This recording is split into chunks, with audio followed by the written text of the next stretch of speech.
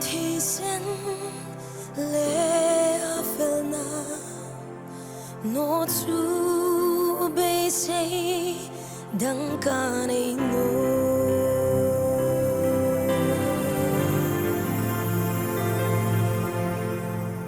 ko vel moina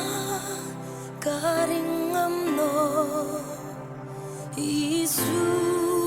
ming ring san chau no chu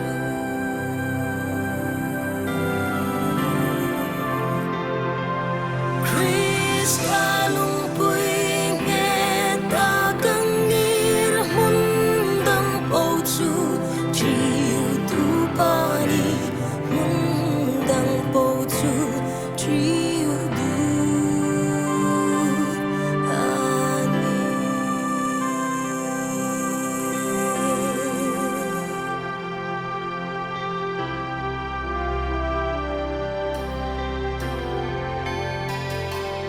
Karanduka linta kelaum Tlangin sang takel kakai theino Nun beidong takin Vantin ka enna In timma chun imin langmin Chun in timma chun Ima ngay chat na Katla day bim hung er tlenin Sin chu zo felin Top na zik felin Lal Krista bay say na rin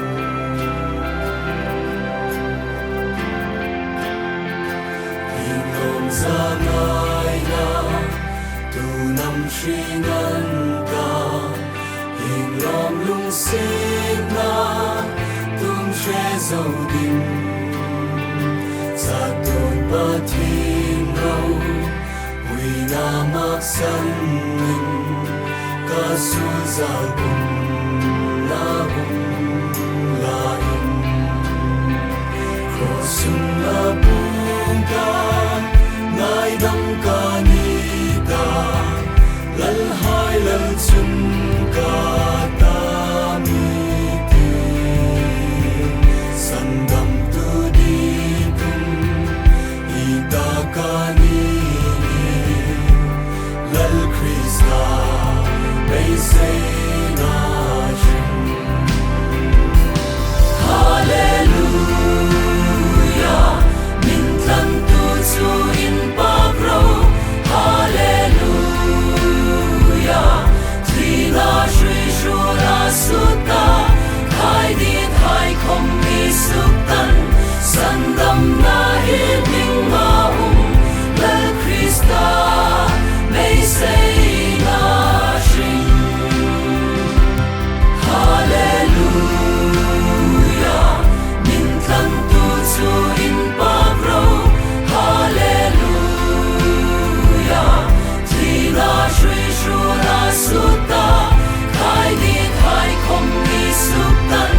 Sandam na hi ming ma Lal Krista may say na shing